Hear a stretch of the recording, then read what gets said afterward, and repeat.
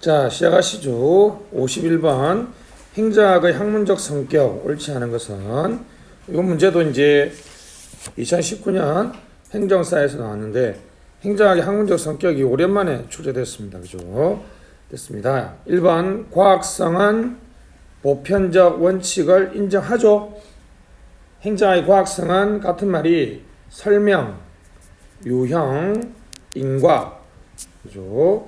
객관 이런 단어입니다. 행정학의 과학성은 Y죠. Y. 다시 저출산의 원인은 무엇일까요는 과학성이에요. 어떤 현상, 행정 현상의 원인, 인과관계를 밝히는 거죠. 그러면 how, 어떻게 해결할까? 이건 이제 기술성입니다. 2번 기술성은 행태주의 아니죠. 행태주의는 위에 있는 과학성입니다. 아시겠죠? 기술성은 후기 행태주의겠죠. 3번 사이먼은 기술성, 왈도는 과학성. 반대죠? 그렇죠. 왈도가 왜 나왔죠? 자, 행정학에서 후기 행태주의를 알린 회의. 어느 동네? 미네부룩이라는 동네에서 컨퍼런스를 개최했죠. 그죠? 알겠습니다. 그래서 그때 그 주도자가 바로 왈도입니다. 갑자기 쓸데없는 말인데 요즘도 국사에 시험 나와요? 대한민국 독립을 최초로 확인한 국제회담이 뭐야? 카이로? 얄타? 공부 안 하는구나. 잘 모르겠다 나도. 그래서 됐습니다. 제가 추측이 맞을 것 같아. 얄타 컨퍼런스 거야 아마. 얄타 컨퍼런스. 틀리면 여러분 책임, 맞으면 제가 잘난 거. 됐습니다. 4번 행정학은 다른 학문으로부터 많은 이론과 지식을 맞죠. 종합학문 맞습니다. 또 하나가 응용사회과학이라는 표현을 씁니다. 그죠? 순수 사회과학은 뭡니까? 이론 정립을 목표로 하는 거고, 응용사회과학은 사회 문제에 관한 해결책에 대한 얘기죠. 5번 50년대 공공선택론 신행정학은 정체성의 위기. 틀렸죠. 정체성의 위기는 해설을 보시면 로커스와 포커스가, 그죠? 로커스와 포커스가 없을 때, 로커스는 여러분 존재예요. 존재, 영역의 문제고, 포커스는 초점의 문제입니다.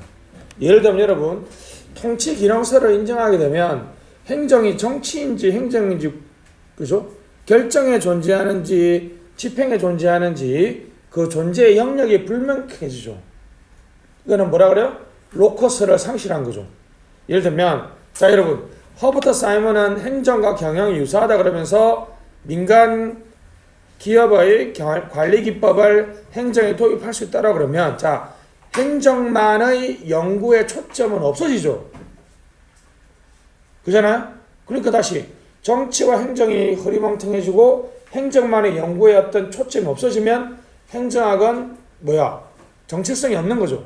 그래서 다시 로커스와 포커스가 없을 때 정체성 위기가 오는데, 로커스가 없어지는 대표적인 이유는 정치, 행정, 이론론, 이원론 이런 개념이고, 포커스는 행정만의 독자적인 연구에 초점이 존재하지 않는 경우를 말합니다. 그래서 5번도 틀렸고요. 51번의 답은 4번이 되겠습니다. 이 문제 오랜만에 나왔는데 상당히 좋은 문제죠. 그죠? 됐습니다. 이 문제를 다시 한번 풀어보세요. 잘 안 나오는데 사실 과학성, 기술성은 이 정도가 끝인 것 같아요. 됐습니다. 52번 주류행정학 관리과학으로서 주류행정학에 대해서 옳지 않은 1번 20년대 30년대 미국 행정학은 능률에 기초한 관리를 주장하였다라고 나와 있습니다. 3번 태프트 위원회 1907년이죠. 전략과 능률 행정관리의 성과 평가 가치 기준을 댔다. 맞죠? 브라운노 위원회는 1936년인가 7년입니다. 포스트코브 누가 주장했죠? 고전 행정학을 완성한 걸로 평가받는 귤릭이죠. 귤릭. 포스트코브. 자, 4번 관리과학으로서 주류 행정학은 대공황 뉴딜 정책 이후에도 지배적인 자기 정체성을 유지하지 못했죠. 그죠? 왜냐하면 관리과학은 우리가 허버트 사이먼의 행태주의나 통치기능설의 등장으로써 그 지배적인 위치를 상실해버렸다는 거죠. 됐습니다. 그래서 4번인데 재밌는 건 여러분 그 2번에 그 테프트 그죠? 이 테프트가 여러분이 아는 그 테프트라 그랬죠? 카스라 테프트 밀약 할 때 그 테프트입니다. 그때는 미국 군인이었어요. 아마 제가 알기로 투스탄가 그럴 겁니다.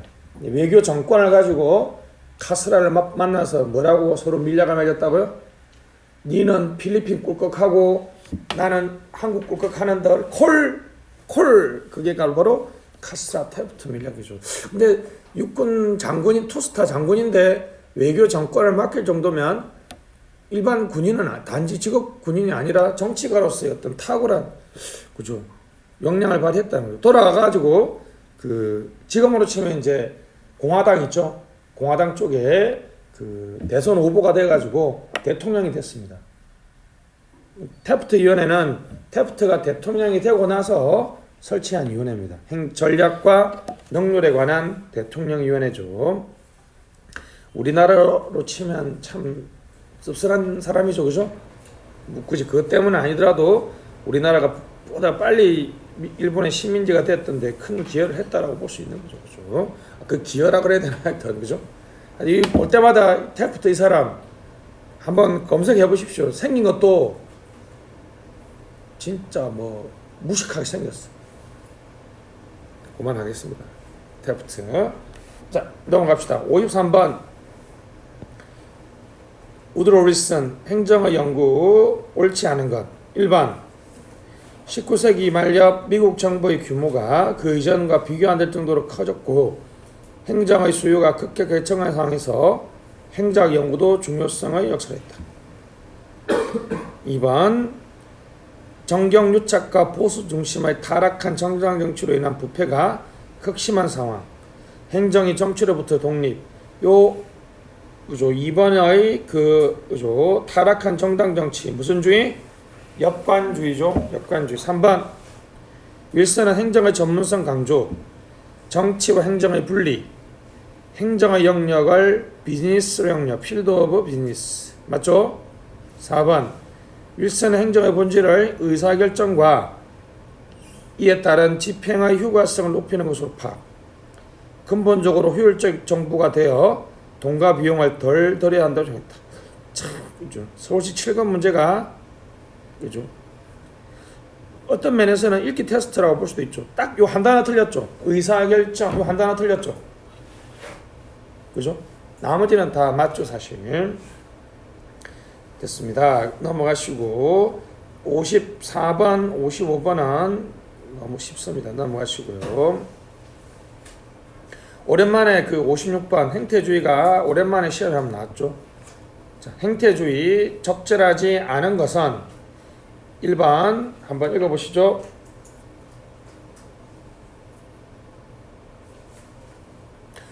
맞죠? 행태 동그라미 규칙성. 규칙성 위에다가 뭐라고요? 쓸말이 많습니다. 설명성, 유형성. 그러면 아까 기술성이에요? 과학성이에요? 이거는? 그렇죠. 당연히 과학성이죠. 어떤 것들의 원인을 규명하고 인과관계를 정립하는 것은 과학성이죠. 됐습니다. 자, 준비됐죠? 2번 읽어보시죠.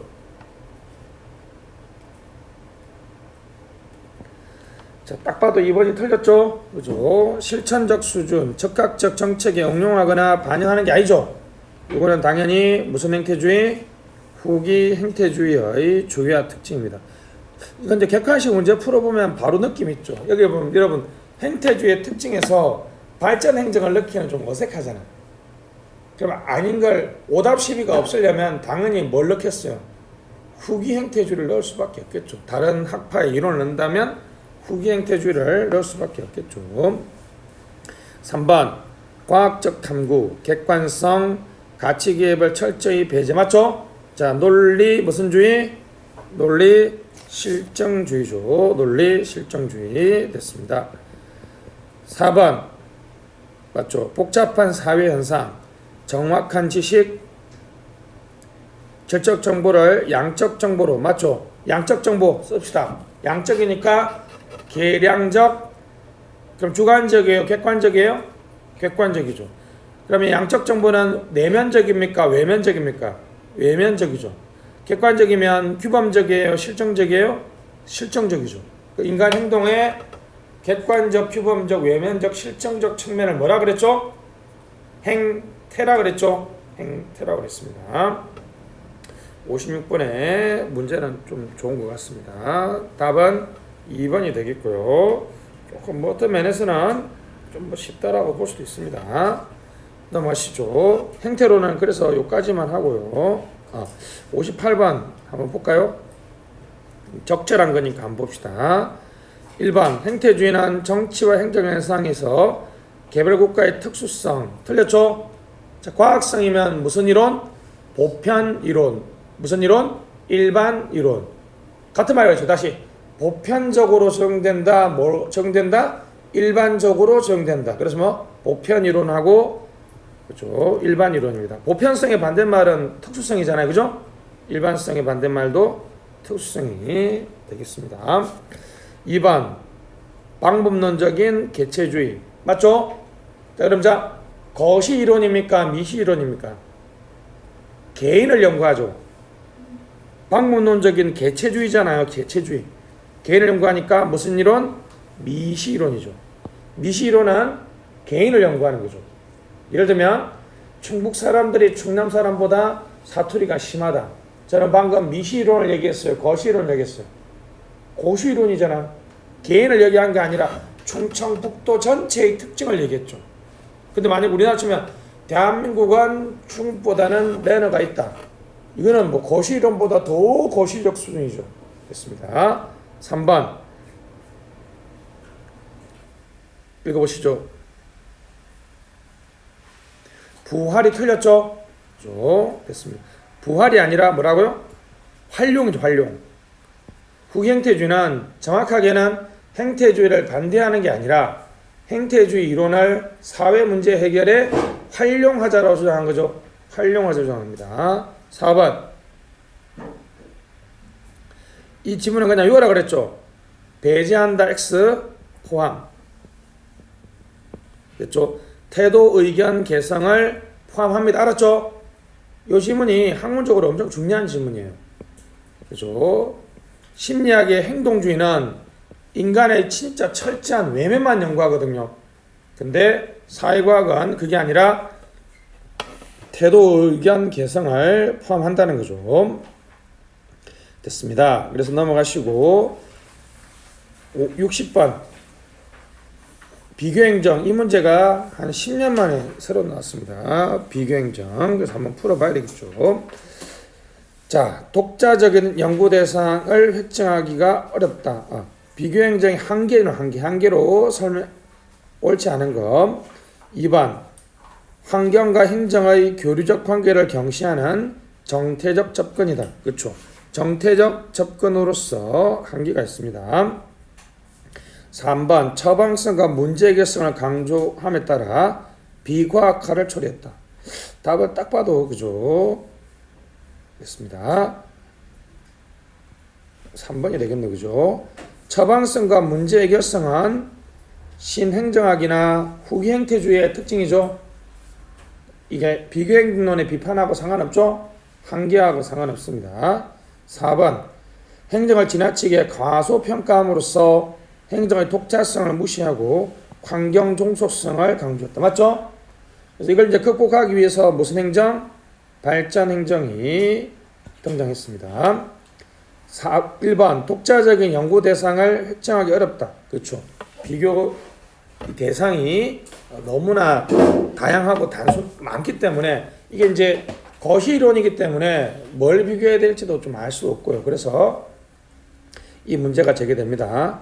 이걸 극복하기 위해서 이제 헤디라는 학자는 그래 각 나라를 비교하기 위한 독자적인 연구 대상이 없으니까 관료제를 가지고 비교해보자라고 해가지고 헤디의 비교 관료제 이론이 등장하게 되는데 뭐 그런 것들은 뭐 너무 옛날 얘기니까 안 해도 되겠죠. 됐습니다. 61번 발전 행정입니다. 답은 뭐예요? 행정 가치는 국가 목표 달성 정도 무슨 성? 효과성이죠. 이 효과성을 강조하면 옆에 화살표 해가지고 과정 절차 무시 투입 과정 절차를 무시하는 거죠. 우리나라 이게 나중에 이제 투입 과정 절차를 무시했다는 말이 정책하게 가면 무의사결정으로 등장하는 거죠. 그죠? 무의사결정. 수출이라는 경제성장이라는 목표를 달성하기 위해서 투입 과정 절차를 무시했다는 거고 됐습니다. 62번 신행정학입니다. 옳지 않은 것은 1번 신행정학은 미국의 사회문제 해결을 촉구한 반면 발전행정은 제3세계의 근대화에 주력하였다. 됐습니다. 2번 신행정학은 정치행정 이론론이에요? 이론론이에요? 신행정학은 가치 판단을 강조합니까? 안 합니까? 사실 여러분 가치 판단이 나오면 솔직히 말하면 딱 두 개를 빼고는 전부 다 가치 판단이잖아요. 우드로 윌슨하고 로버트 사이먼 빼고는 다 가치 판단을 하자는 쪽이니까 그죠? 답은 2번이죠. 뻔하죠. 됐습니다. 정치행정 메돈론 이론론. 자, 신행정학에서 강조했던 행정이냐면 사회적 약자를 위한 적극적 행정 형평성이죠. 형평성. 3번 신행정학의 가치의 새로운 인식이 규범적 맞죠? 규범적 처방적 맞죠? 규범적의 반대말은 뭡니까? 실정적이죠. 처방적의 반대말은 경험적이죠. 다시 행태주의는 뭐라고요? 실정적 경험적 연구고 후기 행태주의 신행정학은 규범적 처방적 연구죠. 앞에 숨겨져 있는 뭐예요?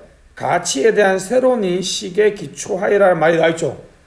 이 말을 다른 말로 바꾸면 두 개죠. 첫 번째는 위에 있는 정치행정 메돈론 이론론. 새롭게 인식된 가치가 뭐라고요? 사회적 형평성 social equity 사회적 형평성입니다.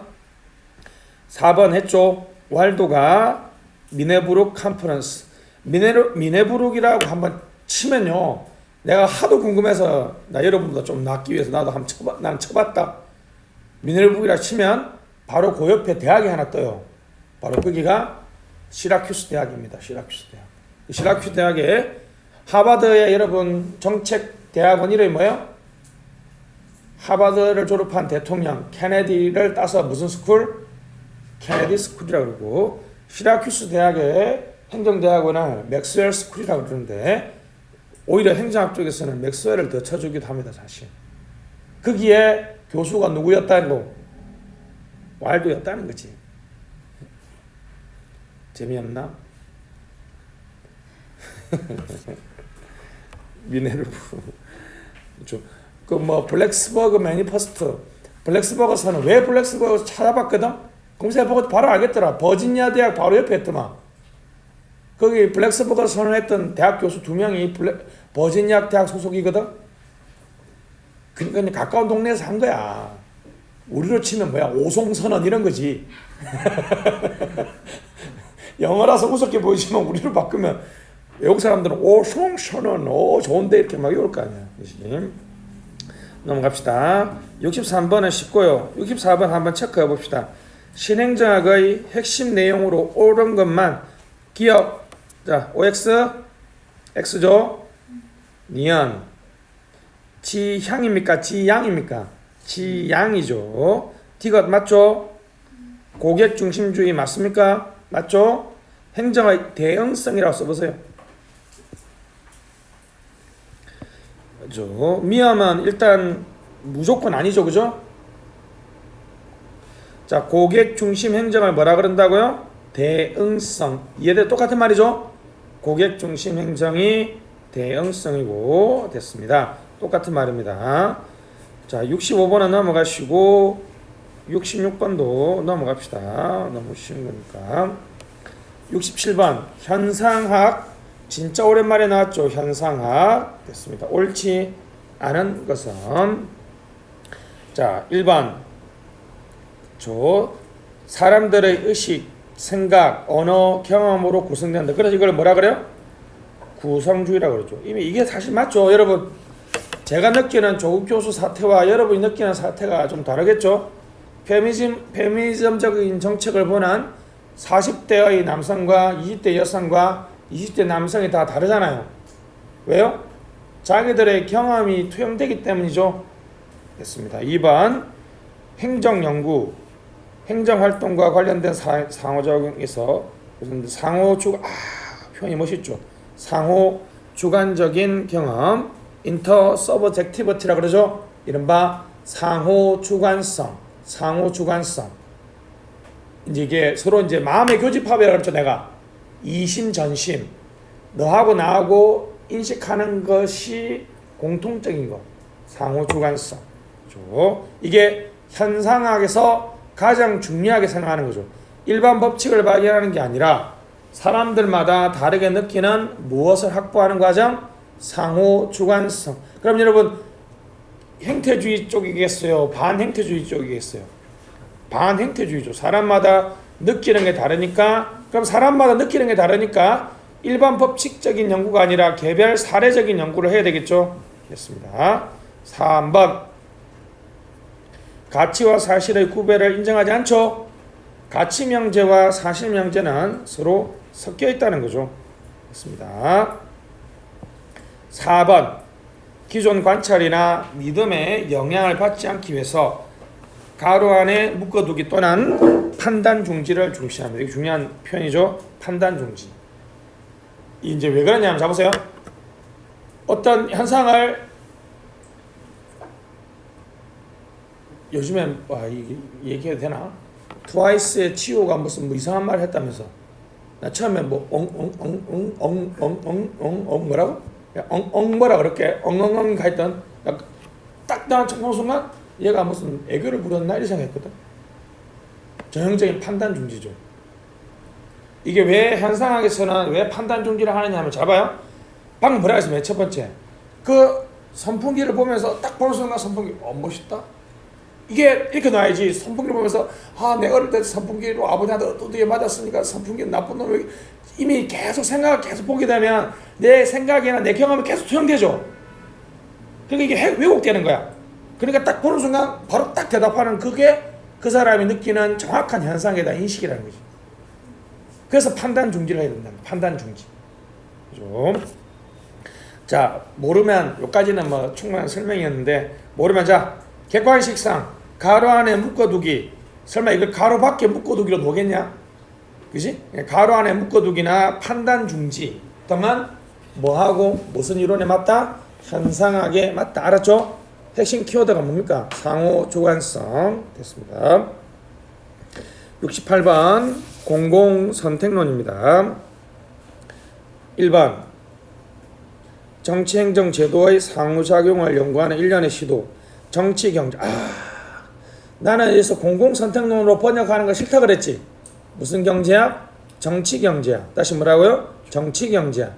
정치 현상을 무슨 관점에서? 경제학적 관점에서 연구합니다. 경제학은 여러분 수요와 뭐의 연구예요? 수요와 공급의 연구죠. 정샘 시소 반기 연구가 나오겠죠. 2번 관료에게만 집중되었던 권력을 시민에게 줌으로써 시민 중심 공직제도 구축. 3번 공공재와 공공서비스 특질을 중요시하고 공공정책의 확산 효과를 강조한다. 3번 정부 실패의 원인을 관료제가 공공재 생산과 공급에서 독점적 영향을 행사한다는 데 찾고 있다. 이 문제가 쉽게 답이 안 떠오르죠. 상당히 잘 만든 문제입니다. 제가 보기에는 일단은 4번을 고른 사람 없겠고 1번을 고른 사람 없겠죠. 4번, 1번 고른 사람은 솔직히 말하면 지금 문제 풀이반에 올 이유가 없어. 2번, 3번을 고민해야 되는데 답은 딱 봐도 2번이죠. 왜냐하면 스피로버를 강조했기 때문에 적정 관할 영역을 놓는 거고요. 권력을 시민에게 돌려주자는 얘기는 없죠. 시민에게 뭘 부여하자? 선택권을 부여하자는 얘기는 있죠. 그래서 이 2번의 문장은 가장 유사한 이론이 신공공 서비스론이 아닐까 생각합니다. 그죠? 신공공 서비스론이 이해 안 되면 2017년 자 여러분 우리 원자력 발전소를 할지 말지를 누가 결정했습니까? 국회의원이 결정했어요? 대통령이 결정했어요? 500명의 뽑힌 시민들의 공론조사가 결정했습니까? 그렇죠. 딱 그거 생각하고 2번 읽어보시죠. 이해됐죠? 실질적인 결정권을 누구한테 돌려줬죠? 시민. 이때는 이제 주권자라고 하는 게 더 좋겠죠. 시민이나 주권자에게 돌려줌으로써 공유된 리더십을 강조합니다. 그래서 답은 68번의 답은 2번이 되겠습니다. 됐습니다. 오케이. 69번은 쉽고요. 70번 넘어갑시다. 71번도 보시면 되겠고. 자, 72번 보십시다. 공공선택론 옳지 않은 것은 됐습니다. 옳지 않은 것입니다. 가. 읽어보시죠.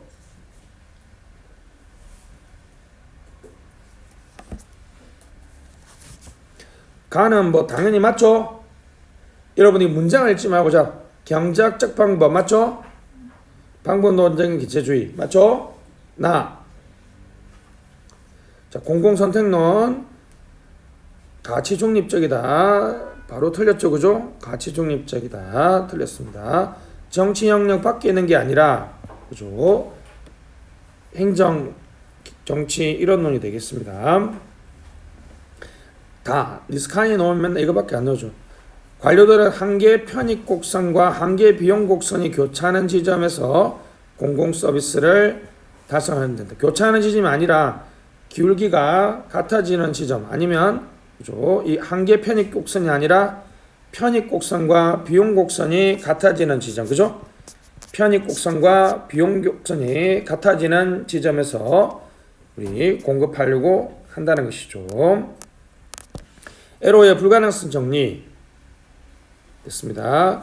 어느 누구도 집합적인 선택 과정에 대해서 결정적 영향이 이제 안 된다는 거죠. 이건 비독재죠, 비독재.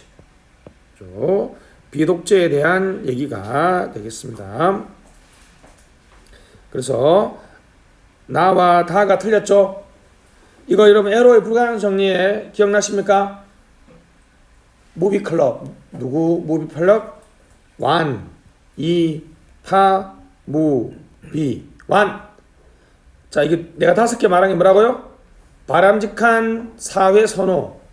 어렵게 생각하지 마. 우리가 지금 만약에 야외 수업을 하거나 소풍을 간다 결정할 때 우리 모두가 가장 민주적이면서 가장 효율적으로 결정할 수 있는 의사결정 원리는 5가지로 충족해야 된다고 에로라는 사람이 학자가 얘기했어요. 완전성. 어디든지 다 갈 수 있어야 된다는 거야. 또는 완비성이라고 하기도 합니다. 이행성. A가 B보다 좋고 B가 C보다 좋으면 당연히 A가 C보다 좋아야 되겠죠. 이 이행성이 무너지면 선호를 무슨 선호? 다봉선호라고 그랬죠. 이 이행성이 무너지면 안 됩니다. 다봉선호가 생기면 이제 투표의 순환이 나타난다는 거죠. 파레토 최적. 모두가 동의해야 된다. 만장일치를 말하는 거죠. 무관한 배안으로부터 독립. 로롤링을 방지하는 거죠. 비독재. 어느 하나도 다른 사람의 선호에 개입하면 안 돼요. 완이파, 무비. 이게 책으로 또 나오는 것 같아요. 그렇죠? 72번은 참 어려운 문제입니다. 풀어보시고 73번 공공선택론 옳지 않은 것은 1번 읽어보시죠. 비시장 영역 경제안 맞죠? 2번 시민들의 요구와 선호에 민감하게 부응하는 제도. 요 문장 자체는 틀린 문장이 아니죠. 시민에게 권력을 주는 그런 게 아니라 시민에게 그 옆에 보시죠. 68번에 2번 좀 보시죠. 권력을 시민한테 주는 거하고 시민이나 고객을 만족시키는 거하고 다른 단어죠. 됐습니다. 다시 73번에 3번 전통적 관료제 비판 그것을 대체할 공공서비스 공급 방식 도입을 강조한다. 4번 효용 극대화를 추구한 합리적 개인에 대한 가정은 현실 적합성이 높다라는 평가를 받고 있다는 것입니다. 됐습니다. 그래서 실제로는 합리적 인간, 그렇죠. 답은 4번입니다. 합리적 인간에 대한 비판이 엄청 많죠. 그냥 이건 가정이에요. 이선정합, 이기적 인간, 선, 주어진 선호, 정, 완전 정보, 합, 합리적 경제인은 가정이고 실제로는 전혀 그렇지 않죠. 근데 한마디로 여러분 이거 증명해 드렸잖아. 여러분 인생에서 작고 큰 결정 중에서 후회하는 결정이 더 많을걸요. 이선정합이 충족되면 인간이 후회하는 결정을 하면 안 되죠. 그죠? 알파고 바둑 두는 거 보면 느끼는 건데 뭐죠? 인간이 알파고를 이길 수가 없다는 게 느껴지는 게 그 과학기술의 발전이 문제가 아니라 이세돌은 바둑 두고 나면 어떻게 내가 왜 그걸 떴을까 막 후회 엄청 많이 하지. 그렇게 바둑을 많이 떠보고 우리에 비하면 엄청난 많은 정보를 가지고 있으면서도 후회를 하는데, 그죠? 이국인가요? 삼국에서는 알파고, 요번에 이제 그 이세돌하고 붙은 우리나라 한돌인가 센돌인가? 걔는 옛날에 떴던 알파고보다 10배 이상 뛰어나다 그러죠. 걔가 25번째 수를 보고 나서 그 네이버한테 그 한돌인가 센돌이 네이버 거죠. 우리나라 네이버에서 만든 인공지능이거든. 전 세계 한 3등 정도 한대요. 요즘에는 알파고끼리 인공지능끼리 랭킹 매기는 거 알아? 그래서 25번째 수 뜨고 네이버한테 한마디 했대. 나 이 판 절대 안 져. 안 해야 될까? 40매 수승에 이미 끝났잖아 게임이. 대단하지 않습니까? 그런 정도가 합리 모양이죠. 넘어가시죠. 74번 별표 한번 해주시고. 근데 이유를 모르겠는데 작년에 티브 가설이 이상하게 시험에 안 나오다가 두 문제나 나왔어요. 이게 티브 가설이 솔직히 저는 개인적으로 에로의 불가능성 정리나 티브 가설 정도는 행정학에 노는 걸 좀 반대합니다. 이건 재정학 책이 엄청 많이 들어가 있는 내용이거든요. 근데 재정학 전공한 사람들이 이제 자리 없으면 행정학과로 많이 이제 교수를 하는데 굳이 뭐 행정학의 영역에 포함된다라고 우기면 제가 비판할 근거는 없는데 좀 너무 좀 경제학적 베이스로 얘기를 많이 하니까 좀 아쉽긴 합니다. 왜냐하면 이제 이걸 외워야 됩니다. 티브 가설 가정이 아닌 것은 다수와 이질적인 지방 정보 맞죠? 그래야지 이사를 갈 거 아니에요. 2번 완전 정보 외부 효과를 존재해야 돼요? 안 해야 돼? 존재하지 않아야 되죠. 외부 효과가 존재한다는 말은 이사를 안 가고도 그 서비스를 이용할 수 있다는 거거든요. 그러면 티브 가설이 성립 안 하겠죠. 4번 자유로운 이동 맞죠? 자유로운 이동 됐습니다. 기억나세요? 암기법이 수많은 이완용들이 재산을 최적 규모로 이동시켰다는 거죠. 수많은은 뭡니까? 아주 많은 자치단체가 있어야 되고 이사를 자연스럽게 해야 되고 완전 정보에다가 비용은 없어야 되고 재산세, 준소득 소비세가 아니야 무슨 세? 재산세로 공공재를 생산해야 되고 모두 다 최적 규모가 있다는 거죠. 그래서 인구가 많으면 인구를 늘려 줄이고 이렇게 한다는 거죠. 75번. 근데 답이 똑같아요. 보트 바이 풋 전제 조건으로 옳지 않은 것은 1번 읽어보시죠.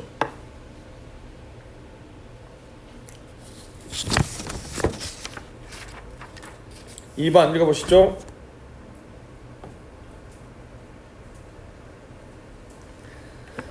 3번이 좀 특이하죠. 배당 수입, 즉 말하면 금융소득이라고 놓을 수 있습니다. 아시겠죠? 왜 이걸 가정할까요? 내가 이사를 갔는데 내 소득이 줄어들면 사람들 자유롭게 이사를 못하겠죠. 그 내가 이자로만 여러분 200만원, 300만원 받고 사는 사람이에요. 돈 엄청 많네. 그러면 이자로만 300만원 받으려면 한 20억 넣어야 되겠다. 요즘 같은 경우는. 그지? 그럼 그건 내가 서울에 이사 가든 부산에 이사 가든 내 소득이 안 줄어들죠. 됐습니다. 4번 외부 효과가 발생해야 돼요? 안 해야 돼요? 발생하지 않아야 됩니다. 옛날에는 이게 재산세냐 소비세냐로 최근에 시험이 많이 나왔는데 요즘에는 이게 좀 쉽게 나왔죠. 그죠? 됐습니다. 한번 참고해 보시면 좋겠고 76번은 그래서 여러분들이 한번 풀어보시면 좋을 것 같습니다. 77번, 78번은 좀 뭐 만점 방어용 같은 문제입니다. 덧립이나 회복 수준 이론은 잘 시험에 안 나오는데요. 덧립이는 최근에 놓은 이론으로서 상당히 큰 의의를 가지고 있습니다. 한번 읽어보겠습니다. 옳은 것은이죠. 77번 옳은 것은 고위 관료의 선호에 맞지 않는 기능을 민영화 민간 위탁을 통해 지방정부나 준정부기관으로 넘겨준다. 이게 바로 이제 관청 형성 모형의 핵심 설명이죠. 자, 2번 합리적인 고위직 관료들은 소속기관의 예산을 극대화하는 틀렸죠? 책임 회피라고 써보세요. 니스카넨하고 가정이 완전히 다르죠. 됐습니다. 니스카넨하고 가정이 어떻게 다르냐? 자, 니스카넨은 모든 관료가 모든 예산을 그리고 모든 기관에서 극대화한다라고 가정했는데 첫 번째, 모든 관료가 아니라 고위직은 예산 극대화 요인이 없다는 거예요. 왜? 괜히 예산 많아졌다가 책임질 일만 많아지잖아요. 근데 하위직은 예산 극대화 요인이 있는데 예산 극대화의 수단이 없기 때문에 예산 극대화를 안 해요. 그리고 예산이 아니라 이 답만 하면 되죠. 무슨 예산? 핵심 예산과 관청 예산. 다시 무슨 예산? 핵심 예산과 관청 예산은 맞는데 사업 예산하고 초사업 예산은 극대화 요인이 없는 거야. 왜냐하면 민간 부분으로 이전되는 거니까 내가 굳이 많이 가질 필요가 없다는 것이고 모든 기관이 아니라 자 전달기관, 계약기관은 극대화 요인이 있는데 바로 무슨 기관? 통제기관은 극대화 요인이 없다는 거죠. 이걸 외워야 된다 그랬죠. 그리고 결과론적으로 국가기구의 다양화, 국가기구가 같아진다, 달라진다? 달라진다는 것이 핵심적인 내용이 되겠습니다. 2번은 틀렸고요. 3번 중하위직 관료는 관청 예산 증대로 이익을 얻는다. 중하위직 관료들은 기본적으로 예산 극대화의 요인이 거의 없습니다. 그래서 관청 예산은 민간 부분으로 나가는 예산이기 때문에 중하위직 관료들은 핵심 예산, 인건비나 사업비 같은 핵심 예산에 또 극대화 요인이 많아요. 4번 이게 말이 안 되는 소리죠. 그죠?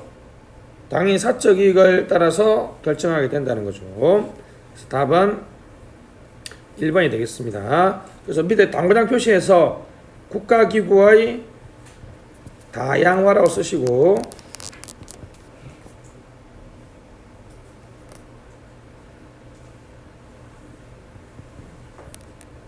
니스카넨 비판. 니스카넨이라는 거는 그 78페이지 거기 3번 지문에 나와 있죠. 그 니스카넨 이론을 비판했다는 거죠. 니스카넨은 고위직은 뭘 극대화하려고 한다? 예산을 극대화하려고 하는데 그게 아니라 고위직은 책임을 회피하려고 한다는 거죠.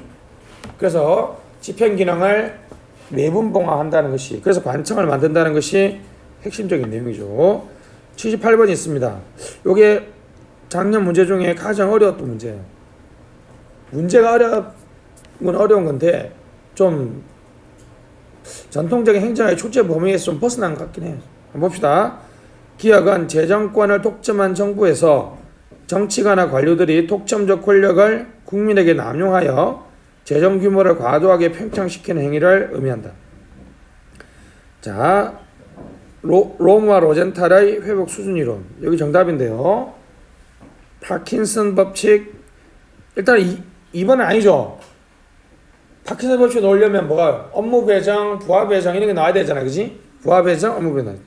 니스카넨의 예산 극대화 과설은 비슷한 것 같은데 이건 뭐죠? 이기심이죠. 이기심. 지대 추구 이론은 이익 집단과 결탁한 거죠. 이익 집단과 결탁하는 행위를 우리가 지대 추구라 그러고, 레바이어던 가설은 투표 거래와 같은 것들이 되겠습니다. 답은 롬과 로젠탈의 우리 여기 죄송합니다. 레바이던 가설 5번이죠. 죄송합니다. 회복 수준 이론은 거기 해설에 있는데 한번 읽어보시면 1번을 좀 꼬시는 문제로 냈죠. 그냥 all or nothing이란 거예요. 예를 한번 들어봅시다. 자, 로마 로젠탈 회복 수준 이론은 직접 민주주의를 전제를 하는데 그냥 잘 들어봐요. 올해 우리 복지비 지출이 10이야. 근데 관료들이 내년에 50 아니면 0. 즉 all or nothing이죠. 극단적인 양을 제한해요. 그러니까 여러분 보기에는 10보다는 좀 높아져야 되지만 50은 너무 왜 50으로 가면 여러분한테 무슨 문제가 있어요? 세금을 그만큼 더 내야 된다는 얘기잖아요. 그럼 여러분들이 결국 0하고 50 중에 선택해야 되면 결국 여러분들 뭘 선택하겠어요? 50을 선택하겠지. 50을 선택하겠지. 당연한 거 아니야?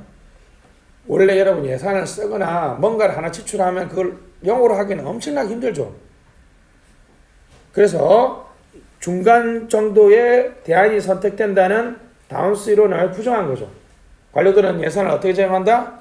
극단적인 치를 제공해가지고 그러면 이제 50으로 하면 자기들의 권력이 엄청나게 많아지는 거죠. 회복 수준 이론이라는 거는 만약 엄청나게 높은 예산을 제안했다가 실패하면 회복 수준까지 떨어뜨려 버린다는 거죠. 보통 이제 전년도 예산 수준 정도 되겠죠, 그죠? 됐습니다. 그래서 바닷속 괴물을 뜻하는 레바이던 가설입니다. 78번은 여러분들이 한번 해설을 읽어보시고 답지도 읽어보신 다음에 이거 암기를 해야 됩니다. 언제든가는 또 시험에 놓을 수 있어요. 됐습니다.